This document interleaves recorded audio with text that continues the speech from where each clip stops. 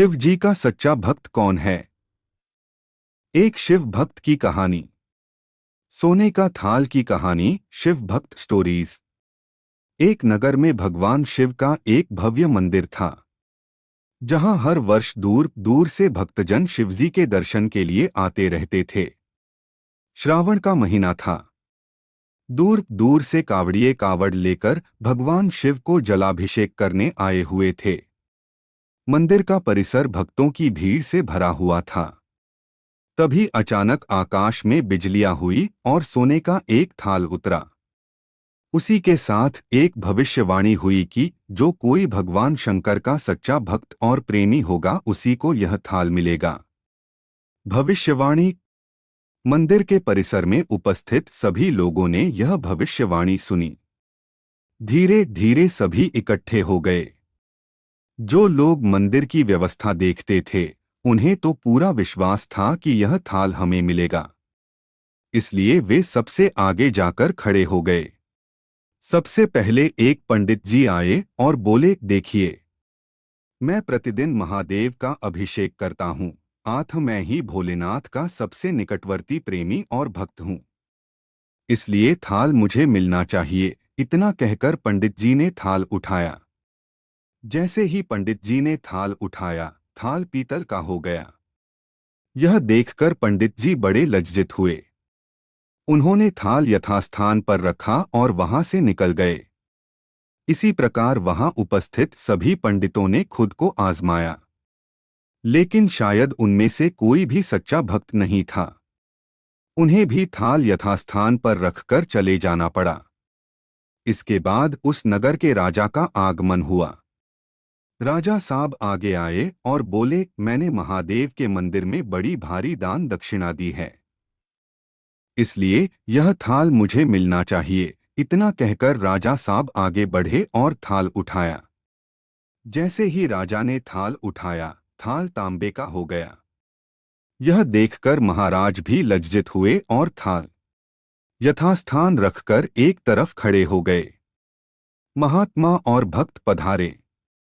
इसके बाद इसी तरह एक से बढ़कर एक दानी, महात्मा और भक्त पधारे और थाल उठाया, लेकिन किसी के हाथ में कुछ और किसी के हाथ में कुछ हो गया, लेकिन सोने का नहीं रहा।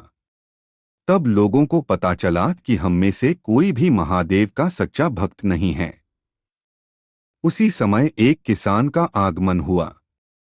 वो बेचारा महीनों बाद आज चातुर्मास के सोमवार के शुभ अवसर पर शिवजी के दर्शन करने आया था। गरीबी और गृहस्थी के बोझ तले दबा दिन रात खेतों में मेहनत मजदूरी करके अपना और अपने परिवार का गुजारा करता था। अभी रास्ते में आ ही रहा था कि कोई भिखारी मिल गया और कुछ खाने को मांगने लगा। इस किसान को दया आ गई। अपने खाने के लिए जो खाना लाया था वो उसने उस भिखारी को दे दिया।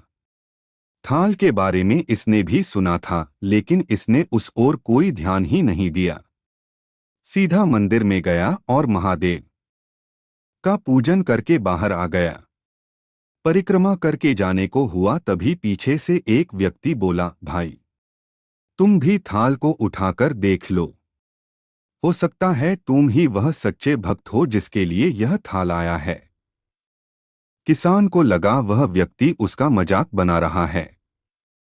किसान ने हंसते हुए कहा, भाई, मैं तो कभी कोई पूजा पाठ भी नहीं करता, महीनों ने एकाध बार मंदिर आ पाता हूँ, मैं कायका का सच्चा भक्त। वह अजनबी बोला, भाई, हम तो देख चुके हैं, हमारी भक्ति तो दो कौड़ी की भी नहीं है। अब तुम भी अपना हाथ लगाकर देख लो। सोने का थाल मिले न मिले, किंतु पता चल जाएगा कि तुम्हारी भक्ति में कितनी सच्चाई है। लोगों के बहुत आग्रह करने पर आखिर उस भोले भाले किसान ने जाकर थाल उठा ही लिया। जैसे ही उसने थाल उठाया, लोगों के आश्चर्य का ठिकाना नहीं रहा। सोने का थाल रोशनी से चमचमाने लगा। यह देख सब लोगों में खुशियों की लहर दौड़ गई। सभी लोग उसके जयकारे लगाने लगे और पूछने लगे कि भाई, तुम ही सच्चे भक्त हो, अब हमें भी बता दो कि कैसी भक्ति करते हो। जिससे महादेव तुमसे इतने प्रसन्न है? किसान बोला। तो किसान बोला, भाई, मैं कोई भक्ति नहीं करता। मैं केवल दिन भर खेतों में काम करता हूँ और थोड़ा समय निकालकर जरूरतमंद लोगों की मदद करता हूँ। इसके अलावा मैं कोई विशेष कार्य नहीं करता। लोग पूछने लगे, तुम लोगों की मदद क्यों करते हो? हंसते हुए किसान बोला, सुकून। दूसरों के चेहरे पर मुस्कान देखकर मुझे जो आनंद और खुशी होती है, उसे मैं शब्दों में बयां नहीं कर सकता। शायद यही कारण है कि महादेव मुझसे खुश है। इसलिए हमेशा याद रखे, सत्कर्म का आरंभ भी आनंद से होता है और अंत भी आनंददायक होता है। दुष्कर्म का आरंभ भी दुहक से होता है और अंत भी दुखदायक होता है। आप सैकड़ों मील की यात्रा करके भी दूसरों का दिल दुखाते हैं तो आपकी वह तपस्या, साधना और महादेव का दर्शन धूल के बराबर है।